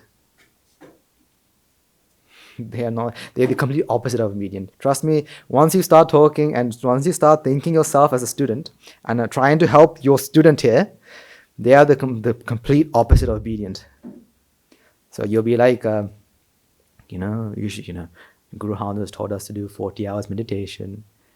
And trust me, the first thing your student will say is, yes, he had told me that, but I have this, I have that, I have this, I have that, and this. And now you have to go and say, okay, what can we do to handle this? Because why? Because what we're trying to do is trying to help ourselves. But it's, again, the moment you try helping yourself, again, you think that, no, this is my life I'm talking about. So you start giving excuses to yourself again. That's okay. But if you're able to apply it and help yourself here, you're able to take a hop, skip, and a jump closer to your destination. One step closer to the destination. Because behind closed doors, your teachers don't know what you do. But you do. When everyone else around you doesn't see what you do, you do. You know what you do, good or bad. So again, if you are your teacher, it's not always the bad things you're supposed to see, right? Your teachers don't only show you the bad things, do they? I don't know about you guys. My teacher, the first thing that he does is he tells me all the great things that he's seen with me, and that makes me, and that itself is a motivation. So you, before telling yourself bad things and how to change, the first thing you have to tell yourself is what? All the good changes that you've seen in yourself. And if you haven't seen any good changes, there's something wrong there. Because I remember, I think maybe a teacher in school or in my past, something that they used to tell me is, if you can't appreciate yourself, how can you appreciate other people? You have to first be able to see the good in yourself, and then can you be completely honest about good in other people? So, same here. If you want to be a good teacher to others, you have to be a good teacher to who? Yourself. Because you can be a hypocrite. You can say, do this, do that, but you don't do that yourself. But you know you don't do it. So the advice that you give isn't effective. So be a teacher to yourself. Internalize it. Actually imagine yourself in front of you and telling you your problems. Now, it reminds me of something that one of my teachers had told me to do when I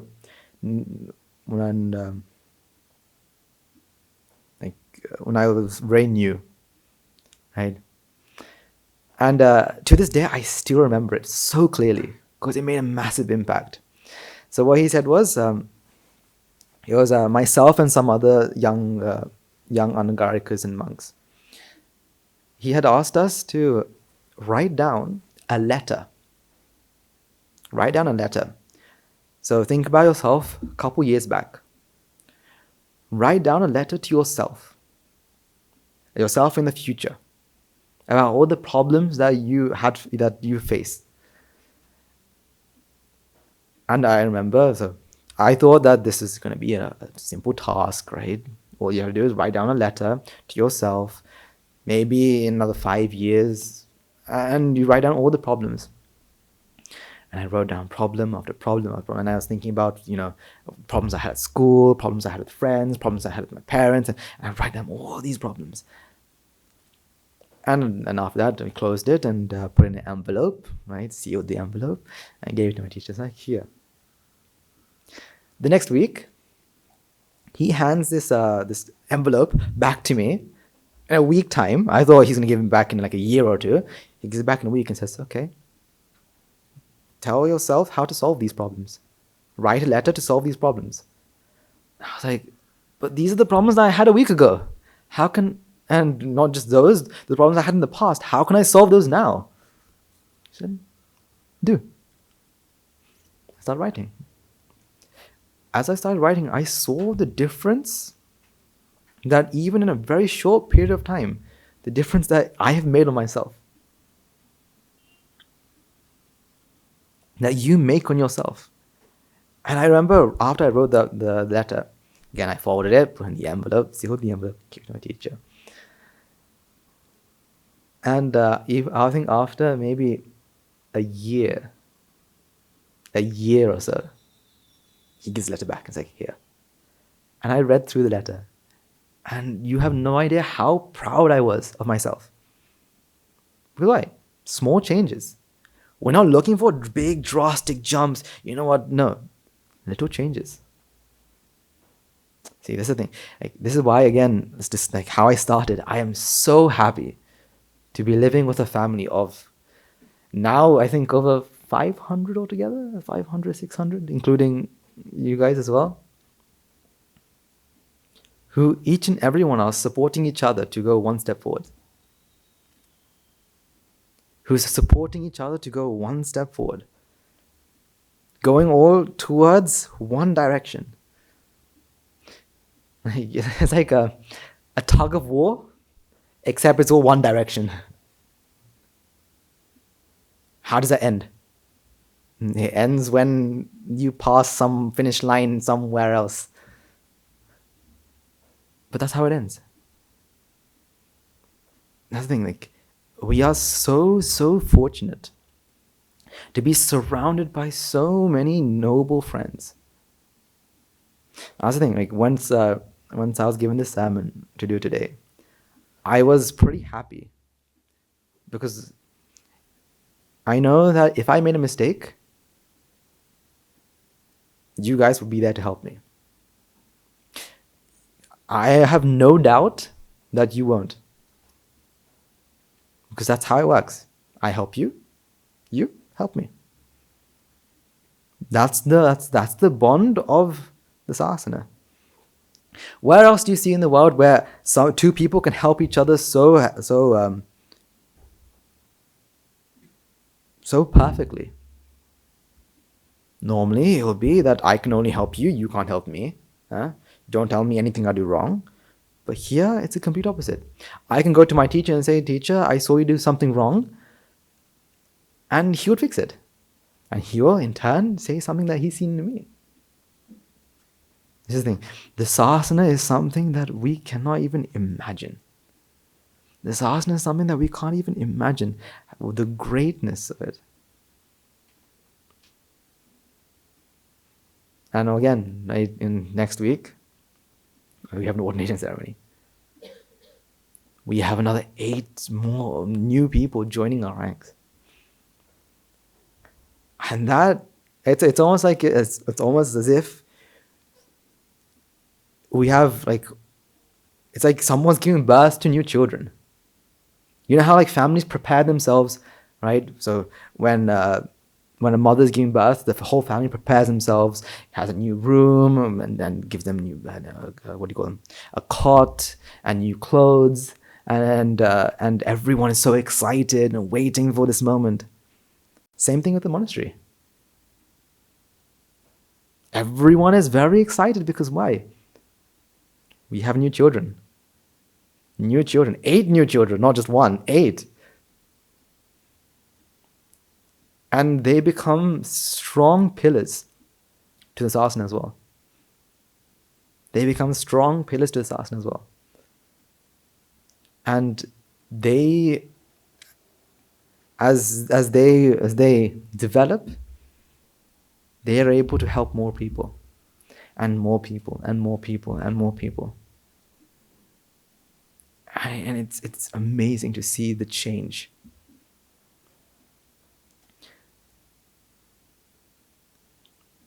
Like the other day, we were able to go to a prestigious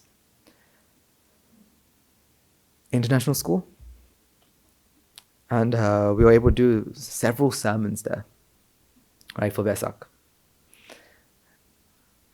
And when we went there and we got to talk to these children and all this stuff, I remember coming out of these sermons thinking, how different our children are. So in our monastery, we have, you all know, right? We have the 18 minus anagarikas, we have these noble heart children, and how different they are, how different their mindset are to normal children. Meaning that they have their fun and they have their games. But more than that, they have this determination to help other people. They have this determination that somehow they want to achieve their liberation as well. Then I remember thinking that one day these children will also enter our ranks. Someday. When that happens, well, we have a big job to do for that to happen. Because it's literally, we leave no man behind. Every person we meet, what do? We want to take them one step forward. One step forward. Simply just for them to give us sadhukara, we do something. Now you can say, well, that's all the monks that do all that. The monks are just a quarter. Just a quarter. The rest is all of you. Whether you like it or not, you guys are part of it. You are part of this massive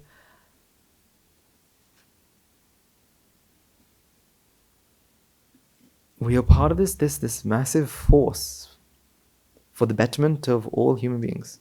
Helping another person, and helping them not just get out of, just not by making them happy.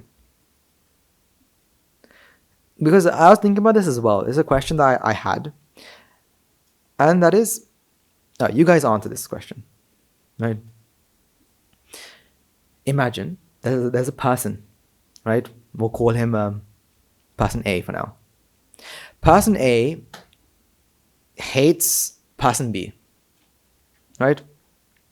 And hates person B so much that he wanted to say take revenge for something that person B has done. But unfortunately, person A doesn't have the guts to do it. So you come along and you say, person A, I'll help you. And you execute the plan, and say you hurt person B. Is that meritorious? That can't be, right?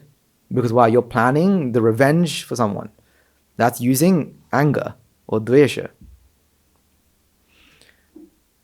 What happens if, I don't know, let's say you're on the streets, right, walking through town, and you see a little toddler, right, outside of an ice cream shop crying.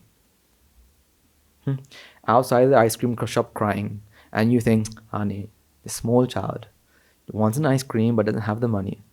Here, Dua, or here, Puta, take some of my money and go buy an ice cream. Do you think that's meritorious? Do you think that's meritorious? You think that's very meritorious, meaning that, this child is able to eat an ice cream? Is it? If one of them is fulfilling dvesha, this one's fulfilling what? Raga. So, is that merits?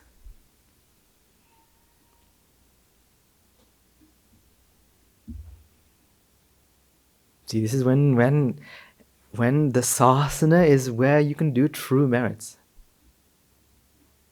That's why the sasana is where you can do true merits. That's why you hear stories of people making offerings to the Buddha sasana, and they say it's Mahatpalai Manisansa, meaning it's the biggest, it's the greatest blessing and the greatest fruit, which is basically Nibbána.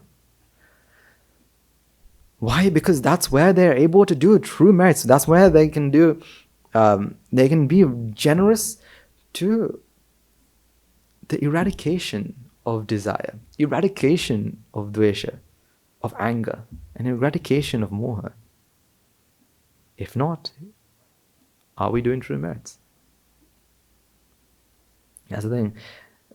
The other day, I had the great fortune of talking to another monk, and he gave me a stanza from the Lord Sangrava, and I won't blame my memory, right?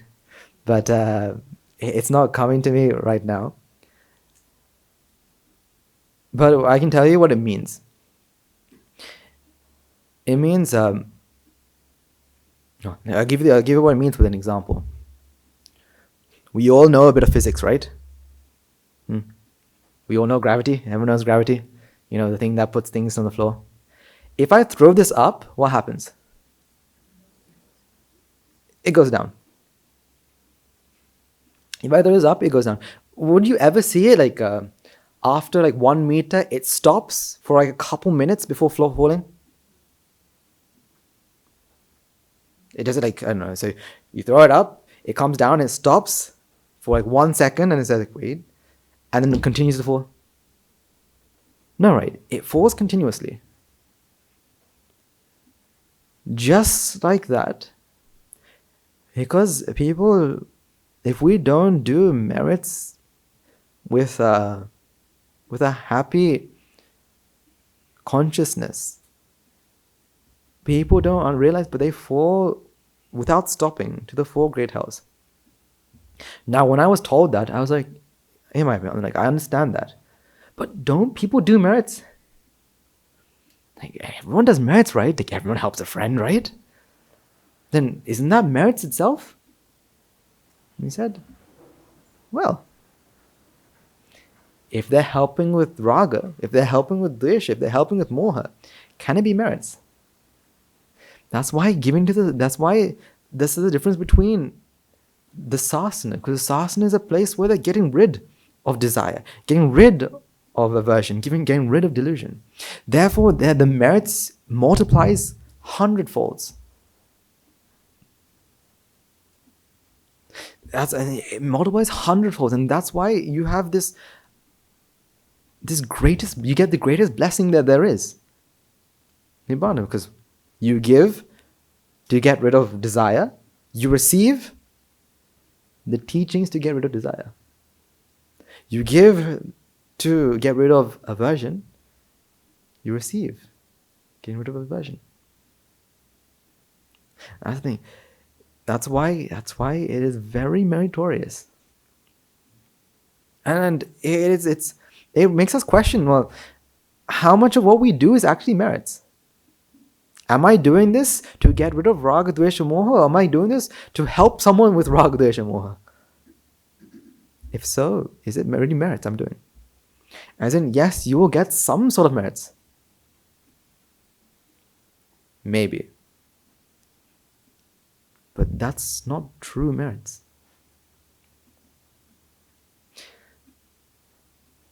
So, I want to...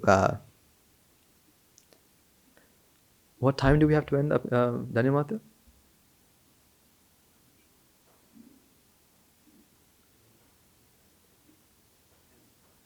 10, okay. Okay, so we have about 35 minutes. Do any of you have any questions that about anything of the Dhamma that I'll try to answer to the best of my possible abilities? Any questions?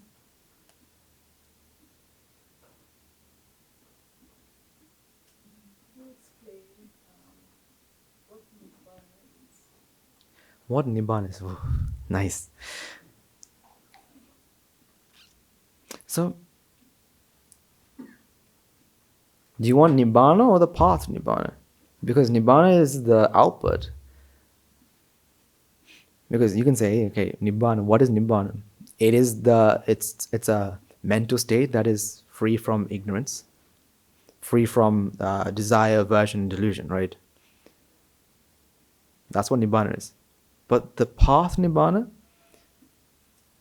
like, there's these atlas books, it has like the phrase, what's the phrase? Success is not a journey. No, sorry, it's not a destination. What's the phrase? Yeah, success is not a destination, it's a journey. Nibbána is not a destination, it's a journey. Because it is what we do at this moment that gets us to the end. So if we want, because knowing what Nibbána is well, we need to know where we're going, right? So this is an area where, well, it's not area, it's a state of mind, right? Where it's free from ignorance, right? Free from desire, aversion, delusion. Meaning, if you think about it, it really means that what we are doing at this, like what we're doing right now in our lives, you'll be doing almost the same thing, apart from what? Apart from what? Making jati. So for example, you wake up in the morning. Do you think an arahat doesn't wake up in the morning? Brushes their teeth. Observes the precepts. No, they don't need precepts, right? No, but they still will do it. What, for the betterment of all sentient beings, they'll take the precepts. They won't break it, but they will still take it. Listening to sermons. They would also listen to sermons. Why? To practice the path? Oh no, for their own joy. It's like, I don't know about you guys, but I remember I have a sister, right? And I would sometimes go into her like classes, just because, right? And sit down and just enjoy the class, because you know what's going on, right? So there'll be like, this is how forces work, right? This is Newton's laws, and you'll be sitting at the back of the class, knowing what it is, and you just enjoy it. I think that's what the Arhat will also feel as well, because they understand anicca so well that every example is just reinforcing that thing, but they understand it so well. So they'll still listen to sermons. They'll preach, again, with no jati. So will they feel that they're preaching? No. So if someone came up and said, oh, what you're saying is wrong, right? Well, how should I change? They have a fluid personality. Meaning, depending on the environment, they are able to adapt, to change. So if right now, what is required of them is a teacher, they're a teacher. If they're required to be a mother, a mother. If they're required to be a friend, a friend. They have a fluid personality. So that's where we're trying to be. Now, what we have to do is, okay, if that is our aim, how close are we to that? Are we able to change our personality according to the situation? Or do we have, this is who I am and this is who I will always be? This is my, again, comfort zone, and I'm not going to escape out of that. What sort of, someone Nibbána, someone who's attained Nibbána is someone like that. They do the same things that we do, except no jati.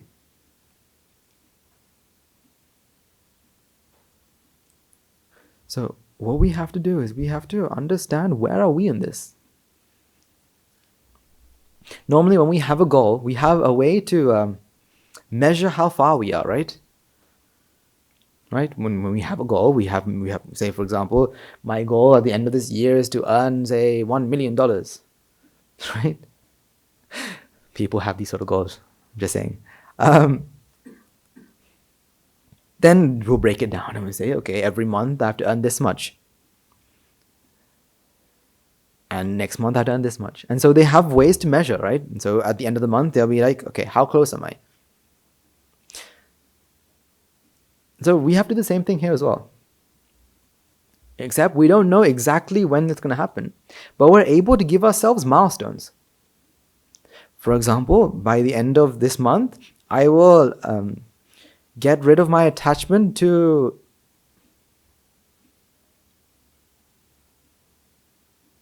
get rid of my attachment to Polsambol, right, or coconut sambol, right?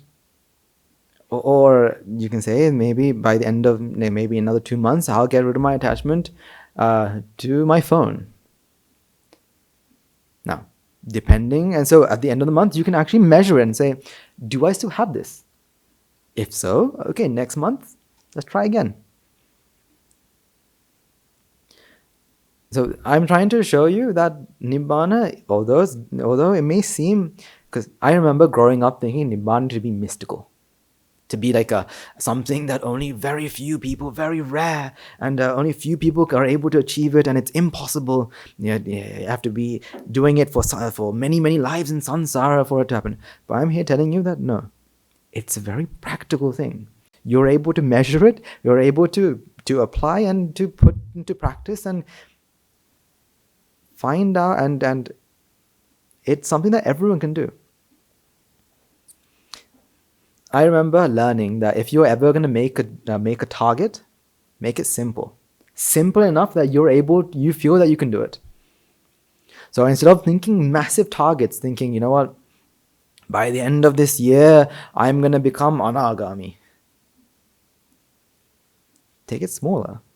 By the end of this week, I'm going to try to practice the path to get rid of my desire for chocolate or cake.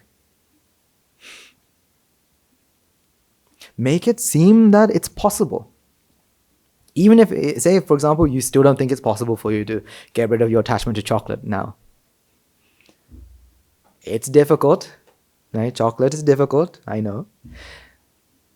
But let's say you instead of, say, a week, you say, by the end of this week, I'm going to contemplate for an hour about chocolate. An hour is okay, right? Or maybe if an hour is too long, half an hour. Half an hour is too long, 5 minutes.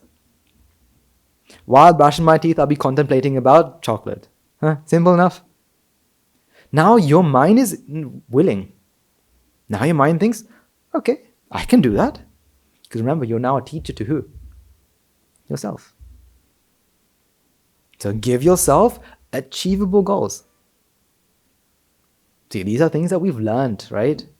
Growing up, we've learned these sort of things. Put them into practice. Put them into a practice where you're able to never need it ever again. Make small goals, right? Make them smart and da-da-da. We've learned these, right? Put them in practice because you are your own teacher. Let yourself teach yourself. Show yourself. The more you show yourself, the easy it is to practice.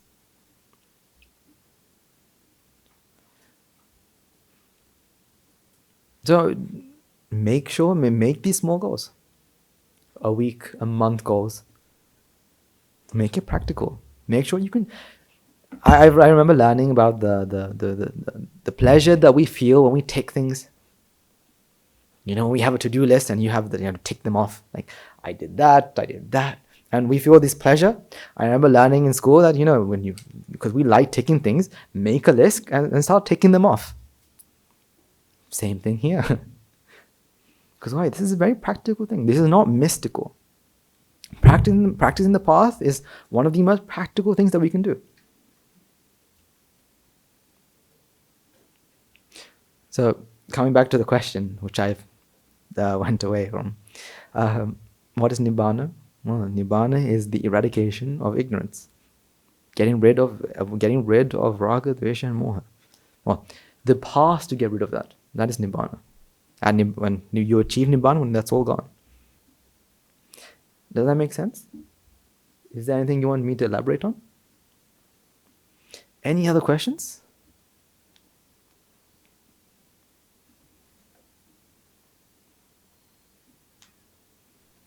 So take silence as a no. So if you have no questions, I can only infer two things. Either that you guys have understood everything, or nothing at all. I hope the first option. Because again, until my last breath, the one thing that I'll keep on saying is how lucky we are. Now, I feel like a broken record because I've been saying this throughout the entire sermon today.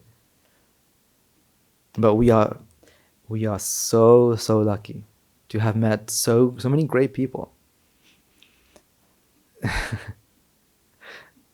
Think about this, like we're from different places, from all over Sri Lanka, all over the world. Yeah, we all come together in this one room to do one thing. Yeah. The probability of that happening is random, right?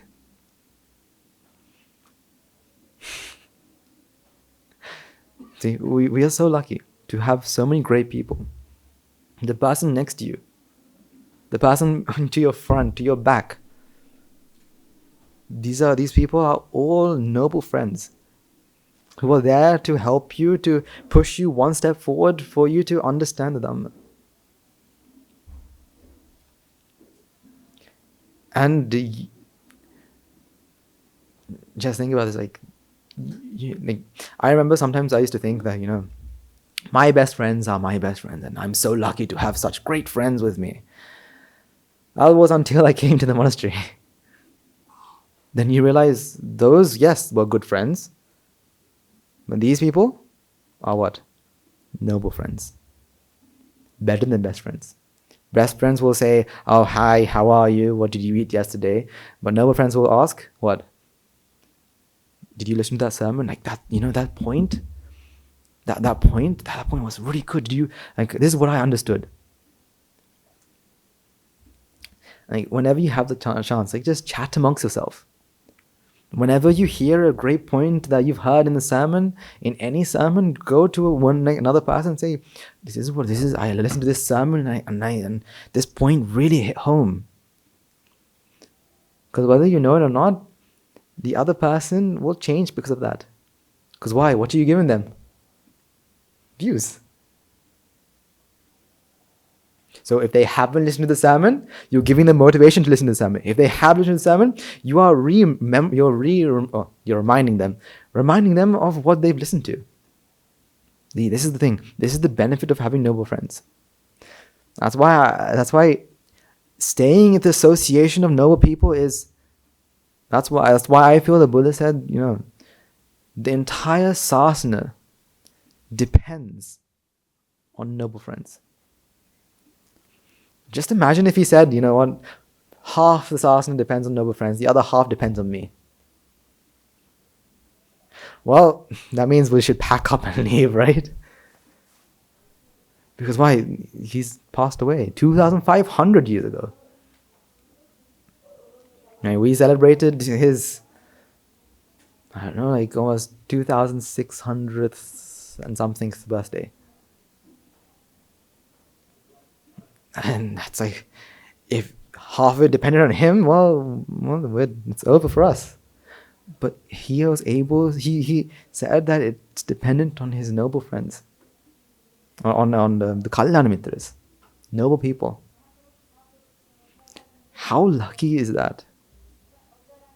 How fortunate is that? Now he made us independent. We don't need to depend on him. Instead, we have people that can help us either understand or help us reinforce ideas. So again, it is a great fortune. It's a great opportunity that I had today to talk to all of you. Of course, we didn't go into two very deep Dhamma points. So if you were expecting that, forgive me. I didn't want to start today with deep points. Instead, I wanted to give more practical advice. Is that because I'm a more practical person? No. I won't say I'm a very practical person, but I thought that this is what you needed. Because according to cause and effect, there is someone in this audience that needs what I said. But I know one thing. I needed all of this. So whether you guys got it or not, none of my business. I took it all. Because that's the sasana. What you give is what you get. So it has been a great fortune and a great opportunity to talk to all of you. Especially because I haven't talked to most of you. Very rarely do I talk to you guys. Which now I understand what Nayakandar means, what Amadasandar means when he says like the sermon draws according to the vipaka. Now I truly understand. Because this was not planned at all. Because you can't plan it. Depending on your vipakas, does the vipaka flow. Okay. Do you have any questions before we conclude for the day?